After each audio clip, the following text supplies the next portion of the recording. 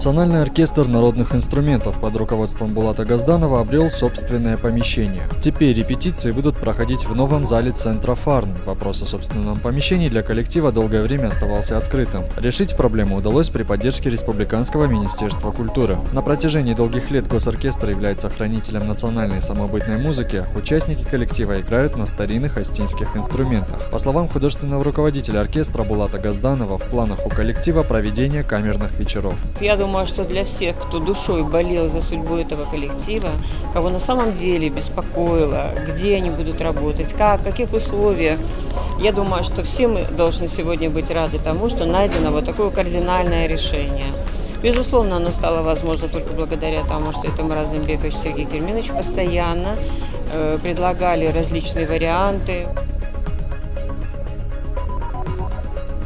На полигоне Тарская состоялись учения 58-й армии. Их задача – сокрушить условного противника. По легенде, незаконные вооруженные формирования пересекли государственную границу. На уничтожение врага у солдат есть не более получаса. В плановых отработках принимает участие 4-й военный танковый батальон, который базируется в Южной Осетии. Для этих солдат полигон Тарская – абсолютно неизвестная местность. Поэтому обстановка максимально приближенная к реальности. После того, как условный враг уничтожен, командир батальона подводит итоги. Боевая подготовка танкистов продлится до октября.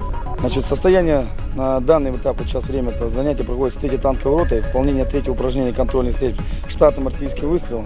Значит, стреляло уже 1,5 взвода, оценка хорошо. Есть небольшие слабые навыки в действиях при вооружении, но это все оттачивается, мастерство отрабатывается.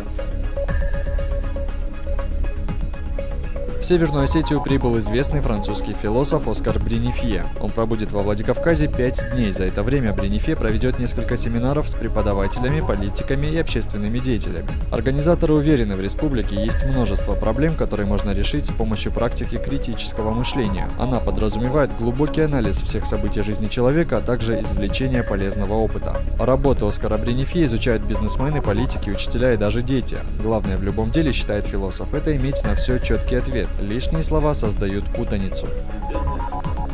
В бизнесе, например, из-за этого происходит трата энергии и трата времени. Люди не могут работать вместе из-за того, что отсутствует доверие.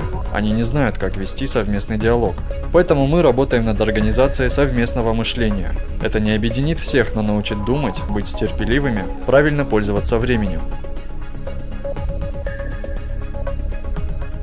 В Урухском ущелье возле замка Фрегат ведется частное строительство. Об этом стало известно после того, как пользователи социальных сетей разместили соответствующие фотографии на своих страницах и высказали свое возмущение данным фактом. Напомним, средневековой замок Фрегат находится в селении Ханас и является историческим памятником. Как сообщили в Республиканском комитете по охране и использованию объектов культурного наследия, разрешения на строительство выдано не было. В настоящее время идут разбирательства.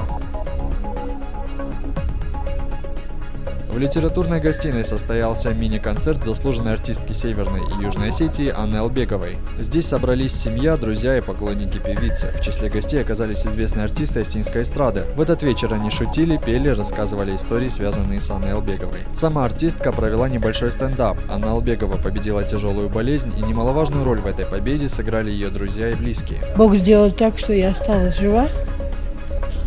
И он сказал: знаешь, ты будешь петь, ты еще не все спела, поэтому ты живи.